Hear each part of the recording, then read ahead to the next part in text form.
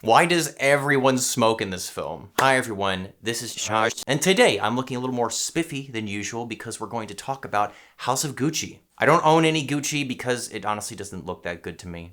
Just saying. This film was written by Becky Johnston and Robert Benty-Vegna. It's adapted from the book of the same or similar name written by Sarah Gay Forden in 2001. This film was directed by Ridley Scott, who is an English filmmaker that needs no introduction. He's nearly 84 years old and is still going strong making films. This is the second one he's directed that's come out this year. The other was The Last Duel, which I didn't get the chance to see because it bombed horribly and left theaters pretty quickly as a result.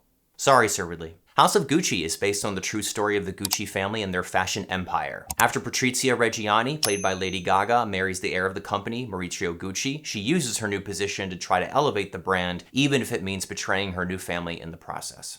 I kind of enjoyed House of Gucci. It was definitely more funny than I thought it would be. This film was pitched as a crime drama in the trailer, but it often feels like a comedy. There's a lot of funny moments with Jared Leto in particular, who plays Paolo Gucci, an incompetent fashion designer that's pretty disliked amongst the members of his family. He's pretty unrecognizable, wearing a fat suit and a fake-looking bald cap, which is already pretty funny. The one criticism I've always had of Jared Leto is that I think sometimes he acts like he's in a different movie than everyone else because of how eccentric and out there he can be. I felt the same way about his performance in this film, but it kind of works here because the character he's playing is supposed to be more eccentric and he's supposed to kind of be out there. He delivers a lot of his lines in this weird, breathy, feminine inflection that makes certain bad dialogue sound pretty funny. At one point he says something like, "Never confuse shit with chocolate.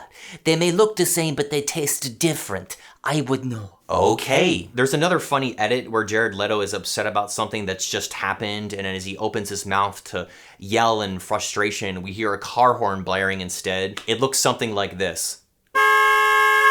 There's other elements of the film that also feel kind of campy, like the crazy story, the dialogue, or the Italian accents, which all sound kind of silly. There's a story that broke recently about how a dialect coach that worked on the film with Salma Hayek called out Lady Gaga's accent for sounding more Russian than Italian. While I do agree that her accent was inconsistent at times, hers was no better or worse than most of the other actors in the film, including Adam Driver and Jeremy Irons, who did not sound Italian to me. To be fair to the film though, I don't know if it was trying to achieve these super accurate Italian accents from its actors. It often seemed more focused on exaggerating the absurdity of these characters and their glamorous lifestyle. Regardless of what Ridley Scott's intention was, the goofy accents, to me, added to the parody of this elitist lifestyle and attitude. I mean, Lady Gaga's character is definitely drinking alcohol and smoking a cigarette while pregnant with her first child in one scene, which is partly funny and partly disturbing. I think in one way that's kind of bad that I can't really discern whether or not these are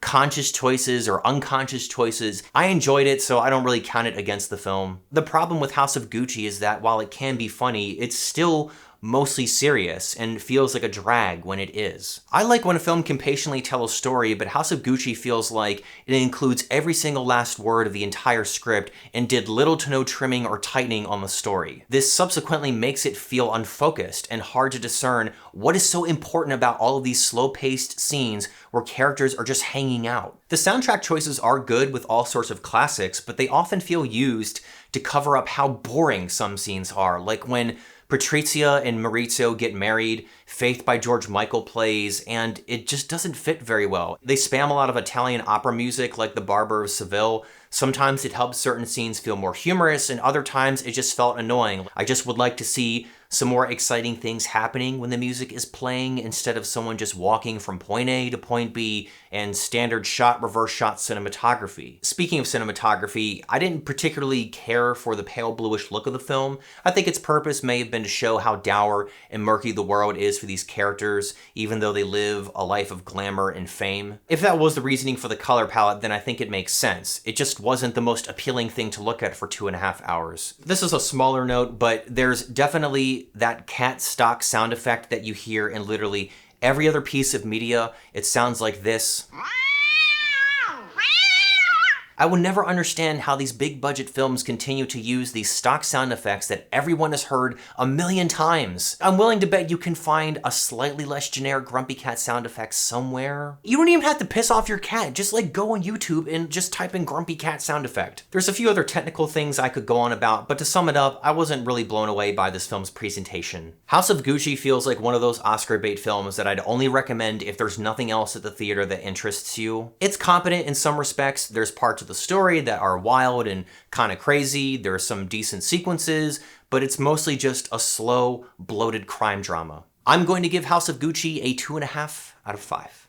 Thanks for watching, everyone. I really appreciate it. Be sure to leave your thoughts on House of Gucci in the comments section below. Feel free to leave a recommendation on a film, TV show, or subject.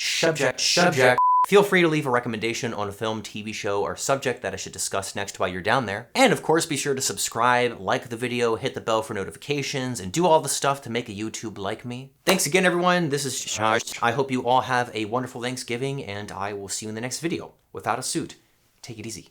Bye.